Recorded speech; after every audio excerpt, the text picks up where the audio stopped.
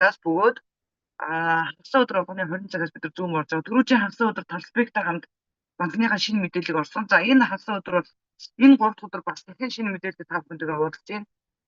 За өнөөдрийн мэдээ бол одоо маш чухал мэдээ байгаа. Би чат руу явуулсан байгаа та бүхэндээ. За бүгдээрэнд нь орой минь төргий намайг Саруул гэдэг Жио банкны аль бие усны агент хүн байна. За тэгээ өнөөдөр та бүхэндээ шинэ мэдээгээ танилцуулахаар зүүмөө бэлтгэсэн байгаа. За шууд орчуулад хэлээд явчих гэж бодож байна. За шинээр орж байгаа хүмүүстэй хэлэхэд бол энэ бол дэлхийн хамгийн анхны хамгийн анхны крипто банк юм аа. Намайг Саруул гэдэг. За энэ банкнд бол би гадаадын төсөл дээр ажиллаад явж байна. За энэ банк маань бол юугаараа давуу талтай вэ гэх юм бол нэгдүгээр та бүхэн маань энэ крипто банк бол одоо дэлхийн аль ч улсад зайлшгүй шаардлагатай болсон. Одоо нэг ёсны крипто валютыг бол хүмүүс одоо ирээдүйд одоо магадгүй хүний амьдралд ирээдүйд крипто валют байснараа асар том давуу тал олон хүнд боломжийг өгнө гэж боддог байсан бол одоо энэ цаг үед бол эсвэргээрээ крипто валют гэдэг маань бол бидний өдөр тутмын амьдралын яг л бэлэн мөнгөтэй адилхан ийм хэрэгцээнд санхүүгийн хэрэгцээнд бол орсон юм аа. За тийм учраас 20-од жилийн хугацаанд бол нийтдээ 17 жилийн хугацаанд биткойн гарч ирснээс хойш анхны койн гарч ирснээс хойш өнөөдөр бол энэ одоо Web3 гэдэг нэрлэгддэг крипто валютын зах зээл бол маш өндөр хөгжиж байгаа. Одоо бол хөгжлийнхаа хамгийн бүр оргил үе рүү шилжиж байна. За яагаад гэх юм бол анх бол крипто валютыг зүгээр нэг хүн одоо тийм мэдлэггүй эсвэл одоо крипто валютыг маш сайн ойлгох технологийн ойлголтгүй хүн бол зүгээр нэг биткойныг худалдаж авах бол хэцүү байсан. За одоо бол энэ олон жилийн алдаа оноо, энэ олон жилийн туршилтуудын дундаас мэдээж юм гэдэг чинь асар их өндөр тэг альваалууд хөгждөг учраас одоо ингээ хөгжлийнхаа хамгийн дараагийн шат бөгөөд одоо крипто бирж гэж гарч ирээд сүүлийн 10-аад жилийн хугацаанд бол дэлхийд даяар хүмүүс крипто бирж дээр үйлчлүүлж байгаа. Өдөр эргэцсэн крипто бирж дээр хүмүүс бол маш олон сая хүмүүс үйлчлэгээ авж байгаа бол одоо дараагийн шат болох крипто валютын банк нь гарч ирсэн юм а. Энэ бол одоо дэлхийн хамгийн анхны одоо крипто банк. За би та бүхэнд одоо энэ банкныхаа бас баг зэрэг мэдээллийг бас өгөөд явчих гэж бодож байна. За тэгээд энэ крипто банк маань бол үнэхээр супер банк бол гарч ирсэн. Одоо энэ банкны талаар бол дэлхийд Ledger за одоо нөгөө том байгууллагууд бол бүгд хамтарч байна. Жишээ нь ялангуяа энэ Fireblocks гэдэг та бүхэн харж байгаа. Энэ бол одоо даатгалын компани. Энэ даатгалын компани тэр чигээрээ манай банкыг бол даатгсан. За Forbes Entrepreneur гэдэг маш олон энэ байгууллагууд бол өнөөдөр энэ манай банкны талаар нийтдээ 400 гаруй нийтлэл бичсэн байдаг юм лээ. Яагаад гэх юм бол энэ бол дэлхийн хамгийн анхны аль бие усны төвлөрсөн бус банк гэж явдаг. Төвлөрсөн бус банк гэдэг маань юугаараа ялгаатай вэ гэх юм бол төвлөрсөн банк гэдэг маань бол арилжааны банк тий. За Монголд байдаг хаан банк, Улаан банк тий, худалдаа хөгжүүлээд өдөр тутамдаа бидний хэрэглэдэг тий банкнууд байна. За энэ банкнууд бол мэдээж төв банкаар бол хяналтанд явдаг. Ингээд төвлөрсөн банк бол бүх хүмүүсийн данс шилэн ямар ч хүний мэдээлэл бол байж байгаа гэсэн үг. Тэгвэл төвлөрсөн бус банк гэдэг маань юугаараа ялгаатай юм бэ гэх юм бол децентрализованны бөгөөд блокчейн системээр суурилсан банк маань бол зөвхөн та өөрийнхөө дансыг л удирдана гэсэн үг байхгүй. Хинч таны дансыг хүчээр хаах ч юм уу тий. Одоо тийм тохиолдол маш их байгаа шүү дээ. Зүгээр уучраа олохгүй байж л дансыг хаачдаг ч юм уу тий. Ингээд ийм тохиолдол маш их байдаг бол одоо эсвэргээрээ одоо төвлөрсөн бус банкыг дэлхийн хэрэглэгчид сонгож эхэлсэн. Яагаад гэх юм бол санхүүгийн эрхчлөө өөрийнхөө дансыг өөрөө удирдах, өөрийнхөө данстай өөрөө ажиллах ийм систем бол дэлхийд дээр нэвтрээд одоо ингээд өөрчлөлт эхэлж байна. Жишээ нь яагаад санхүүгийн хувьд бол дэлхийд дээр өөрчлөлт хэрэгтэй гэх юм бол одоо өнөөдөр одоо тэр банкнд бол бид зөвхөн үйлчлүүлж явдаг бол одоо эсвэргээрээ банкнд үйлчлүүлснийхаа төлөө орлого олдог. Илүү нэмэлт орлоготой болох ийм банкнууд бол дэлхийд дээр бол гараад эхэлсэн. Энэ бол анхных нь бол одоо манай мэдээж Дио банк байна. Дараагийнх нь бол одоо бусад банкнууд араас гарч ирсэн. Гэхдээ яг дэлхийн хамгийн анхдагч крипто валют банк гэвэл мэдээж хэрэг бол Дио банк. За ингээд энэ банк анхнаасаа бид нар ярьжсэн өнөөдрийг хүртэл ярьж байна. За энэ банк яах гэж гарч ирсэн бэ гэх юм бол ерөөсөө дэлхийд даяар крипто валют ч вэ, бэлэн мөнгө ч вэ хүмүүсийн дундаас хамгийн том асуудал бол ерөөсөө мөнгөн гуйлга. Тэгвэл одоо ямар ч төрлийн валютыг ямар ч чиглэлээр шилжүүлэхэд ямар ч асуудалгүй болсон гэсэн үг байхгүй. Энийг өнөөдөр Дио банк маань шийдсэн гэсэн үг. Энэ бол одоо өнөөдрийн шийдэл бол одоо Дио банк бол банкны шилжүүлгийг нэмснээр гэж байгаа. DeFi экосистемд бүрэн хэмжээний бэлэн мөнгө нэвтэрч за одоо ингээд IBAN, Swift тэ SEPA-гаар одоо өнөөдөр та бүхэн маань бол DeFi банкаар үйлчлүүлснээрээ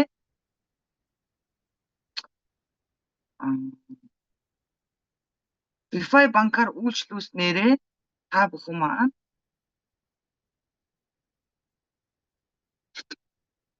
за түрүү яаж байгаа.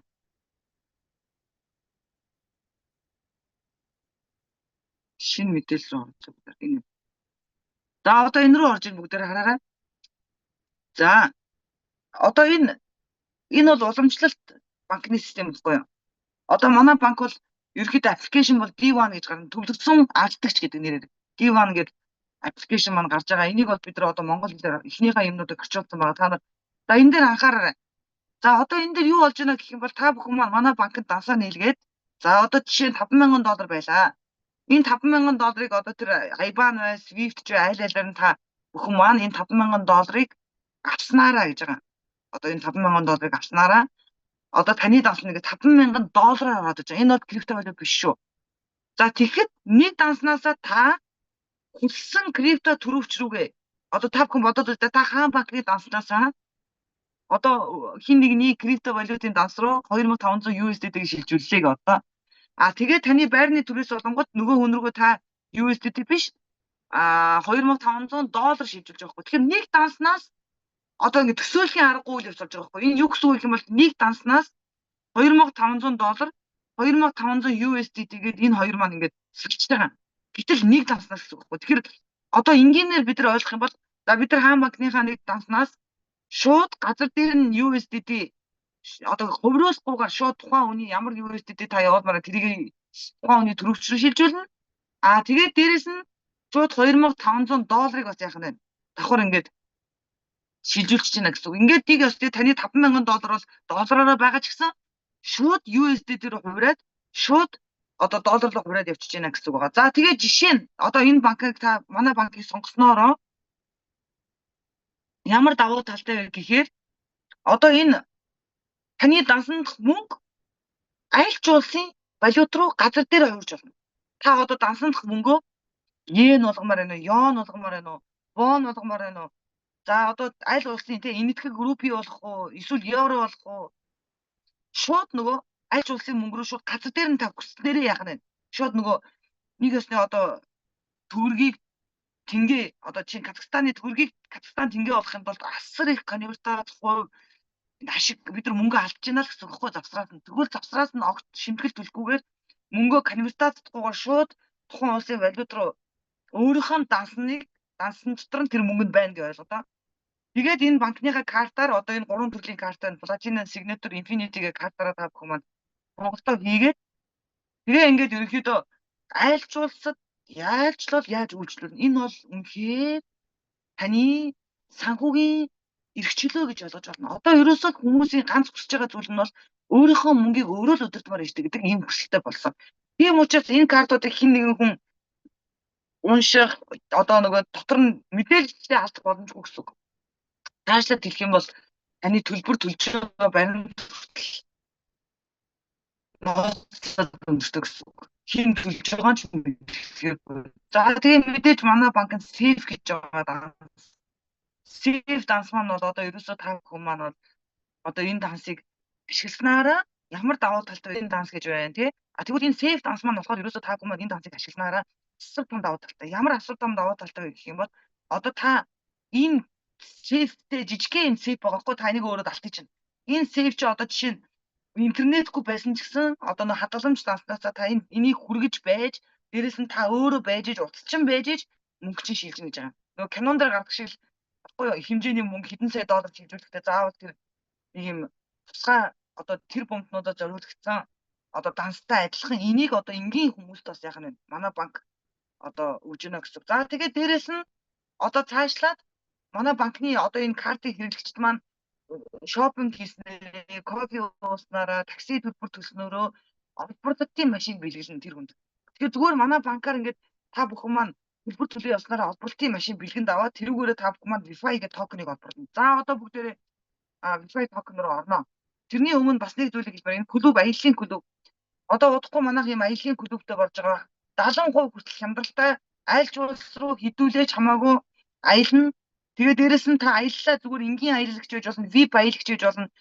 Ер нь бол манай клубээр аялснараа та одоо онгоцны буудлын VIP тэгээ лаунж руу шууд хязгааргүй аль ч улсын онгоцны буудлын VIP лаунжроор нонго. Жишээ нь буудал буух юм бол та өдрийн 3 цаг 12 цагт буудлаас гарах ёстой өдрийн 3 цагт гардаг ч юм уу.